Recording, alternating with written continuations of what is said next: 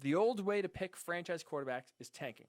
Lose as many games as possible, get a high draft pick, get that quarterback you can't miss. Since 1998, I went back and looked this up. Since 1998, quarterbacks drafted in the top 10 by teams that were there, not teams that traded in, because the Chiefs, when they drafted Patrick Mahomes at number 10, they traded up. They were in the 20s and they traded up. They had a good team and they got Patrick Mahomes. That's different. Teams that lose on purpose, teams that are just overall bad, if they drafted a quarterback in the top 10, 18% of the time, that quarterback took that team to a Super Bowl. In 22 years, 18% of the time. Less than 1 in 5 times it works. Tanking doesn't work. Tanking to draft a franchise quarterback does not work more times than not. 4 out of 5 times, more than that, more than 4 to 5 times, that quarterback will not have success, will not lead your team to a Super Bowl, and or have success elsewhere. So that's why I think this gap's going to widen. Because tanking has proven not to work, but teams continue to insist and fans continue to insist that tanking works. Instagram, Ryan Hickey Show. At Ryan Hickey Show on Instagram. Put a poll on my story. Should the Jets tank to draft Trevor Lawrence? 77% said yes. Tanking in the fans' mind still works because you know why? That next guy is always going to be the one. When Jets fans lost and drafted Sam Darnold, it was one of the greatest days. He's going to be the guy to save the franchise. Here we are 3 years later. He's not the guy. He thinks he's the reason why the Jets are losing. Let's draft Trevor Lawrence. He'll turn this thing around. That's not the answer. That's not the answer. But if that happens, if the Jets get the first round, if the Jets get a top pick, if the Giants get a high pick, if the Browns get a high pick, if some other teams get high picks, would they take a franchise quarterback? So this lends me to discuss now which quarterbacks, because like I said, to start the open, I believe a brand new quarterback market is going to develop starting this offseason. So speaking of which young franchise quarterbacks could be available this offseason? Which franchise quarterbacks could teams like the Saints, the Colts, the Patriots, the Steelers, model organizations? We'll even go to the Buccaneers because they have a great offensive weapons. And with Tom Brady aging, who knows if he can finish this year? They may be in the mood for a quarterback or in the need for a quarterback next year. Which teams or which quarterbacks, I should say, could be on the market, either trade or just free agents are cut for teams to get? To me, the Jets. Sam Darnold, 100%. Will be on the market. He could be really the main guy, the number one focus guy. Young quarterback on the market this year. Because Jets fans, again, being in New York, I've seen it kind of firsthand. After that 49ers loss, that just blowout, ugly, disgusting loss on Sunday, Jets fans can't wait to get rid of Sam Darnold. Now, not every Jets fan. The smart ones that I know that Sam Darnold's talented, know that he's good, know he's not the problem. But that's the issue. The vocal minority is the loudest one saying get rid of Sam Darnold. Forget the fact that he's had 0 offensive line protection. Last year, the Jets were 30th in offensive line protection. 2018, his rookie year, they're 18th. So forget the offensive line is stunk. Forget the fact that he's had no weapons to throw to. Jamison Crowder, no disrespect to Jamison Crowder. He was Sam Darnold's number 1 leading receiver last year. 2 years ago, in his rookie year, it was Robbie Anderson and Jermaine Kearse. They were the number 1 and number 2. 1 and 1A, if you want to say. This year, Jamison Crowder, Chris Herndon, their tight end, and Chris Hogan are the leading receivers. Now, 2 games in, but still. No disrespect to any of those players. None of them are number 1s. Some are borderline number 2s. So he's had no weapons to throw to. No offensive line protection. He's had 2 head coaches in 3 years now, with Adam Gase being terrible. Terrible. I was so wrong about Adam Gase. I will never forget. When this show first started, the Morning Boys, Ryan Hickey, Mark Everett Kelly, we started it late September, early October. Right in the midst of Sam Darnold having mono missing time, fans were very upset with Adam Gase. I said, it's not his fault. He's working with a running back he doesn't want. Obviously, the quarterback you're working with, a third-string quarterback, what are you going to do? But, man, I will admit, hand up, I was wrong. Adam Gase does not know what he's doing. He is putting this team in terrible positions to succeed, not helping out his quarterback, not helping out his offense, basically just being the fall, being the blame guy. He's looking for a fall guy every week. Well, Sam Darnold didn't do the reads right. Our offensive line is not great. It's never his fault.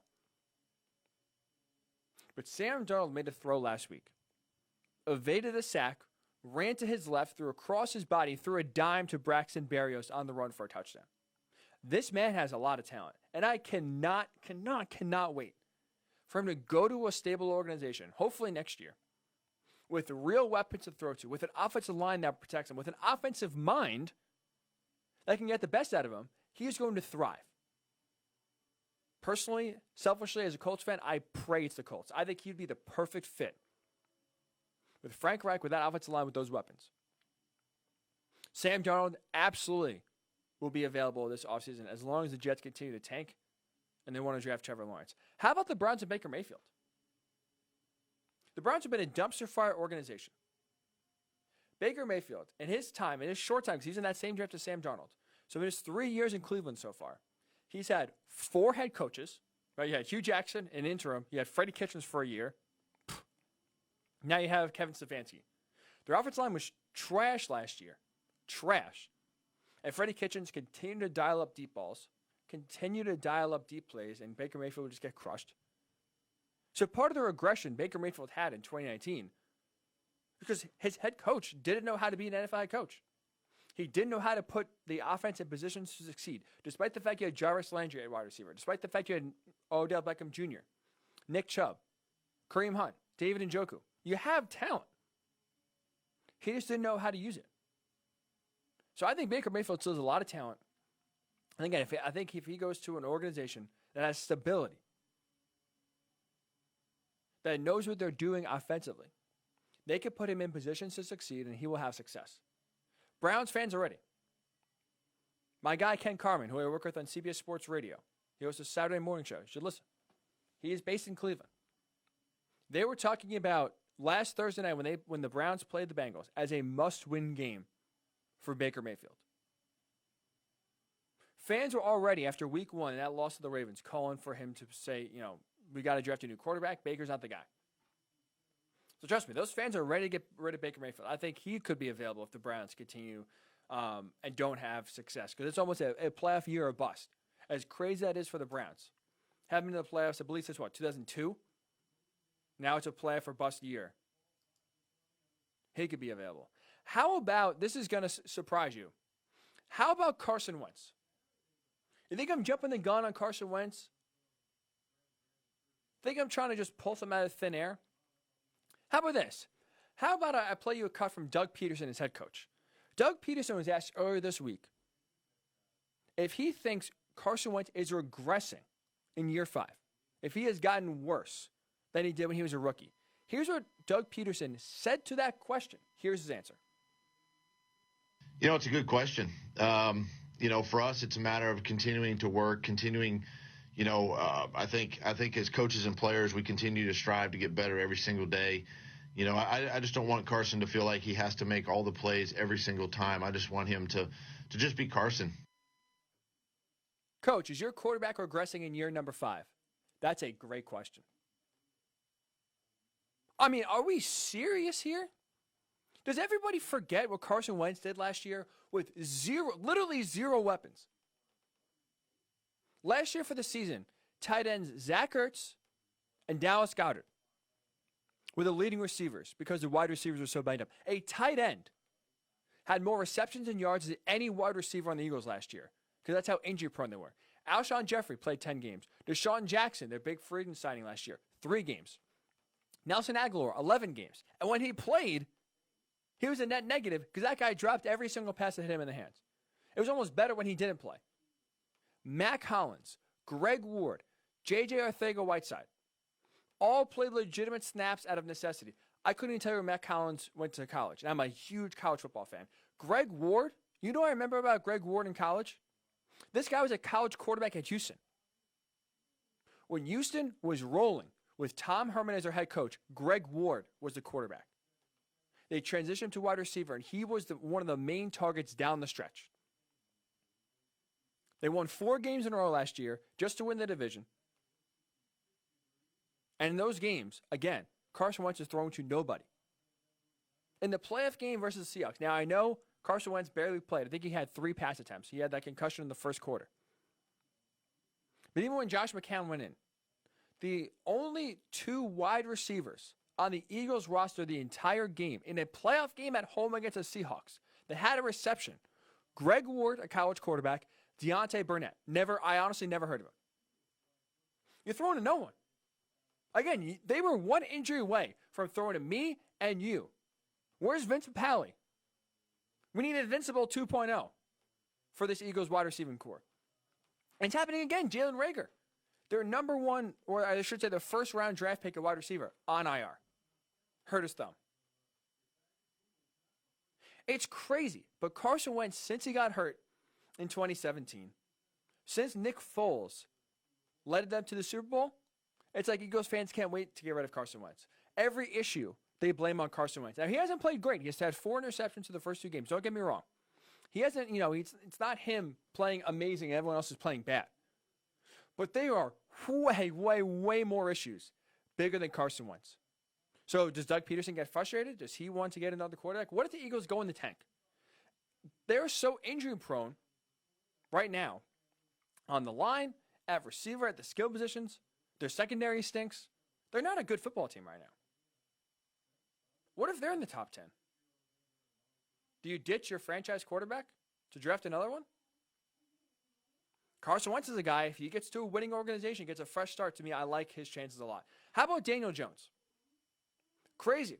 Year number 2 for Daniel Jones. Already there is some frustration. Already there's a little agitation with the way Daniel Jones and how much time it's taking for him to develop. Earlier this week, Giants quarterback coach Jerry Shuplinski. I hope I said that right. Shuplinski. I apologize. Giants quarterback coach Jerry Shuplinski was asked when Daniel Jones could get past his young quarterback mistakes. He said, quote, "We all hope we don't have to wait too long." We hope we don't have to wait too long. The man has started 14 games in his career, and there's already frustration. How is this possible? Our bar for young quarterbacks has almost become impossible to surpass. That when they don't reach these lofty expectations, it's their fault. They're not the guy. Let's move on. If you aren't Patrick Mahomes winning MVP in your first year as a starter, if you're not Lamar Jackson winning the MVP in year number 2, if you're not Deshaun Watson winning despite the team just around you being terrible, you're no good. You stink. 14 games, and we're already potentially getting frustrated with Daniel Jones. Did you know? Sunday against the Bears, this past Sunday, was the first time Daniel Jones in his career, in a year and a half in those 14 starts, had all of his weapons healthy and on the field at the same time. Sunday, was the first time Saquon Barkley, Evan Ingram, Sterling Shepard, Golden Tate, Darius Slayton, all 5 of them were healthy and on the field at the same time. And that didn't even last too long because Saquon Barkley tore his ACL in the first half. So this frustration, 1, is misguided. 2, if they're frustrated by the turnovers, Daniel Jones does turn the ball over a lot. But if they don't think he's developing at the speed that he should be, and if the Giants are sitting up there, number 3, number 4, number 5, Trevor Lawrence is sitting there, Justin Fields is sitting there. If a new general manager comes in, if Dave Gettleman is fired, you don't think he wants to start over with a brand new quarterback? Daniel Jones could be on the block for teams to pick up. And to me, the reason why these 4 quarterbacks I list, Sam Darnold, Baker Mayfield, Carson Wentz, Daniel Jones, I believe any of these quarterbacks, any of these 4, if they are put in a new system with competent coaching and with actual weapons to throw to and are protecting them, they will have a lot of success. They will have success and they will be good. And what will Jets fans be saying? What will Browns fans be saying? Oh, woe is me. Look at us. Another gem lost. Look at this team. Look at Pittsburgh. Look at the Saints making Baker Mayfield into a star, making Sam Darnold into a star. You know why that happens? Because good teams invest in their franchise quarterback. They invest in weapons to throw to. They invest in the offensive line to protect them. While bad teams expect their quarterback to be the savior, to cover up for every hole in offense. Sure, the offensive line is horrendous. You're running for your life as soon as you get the ball. Sure, you're thrown to practice squad players as your number 1 wide receiver. Sure, the running game stinks. But that doesn't matter. You still have to be really good. You still have to carry us to victory every single week. That is not practical.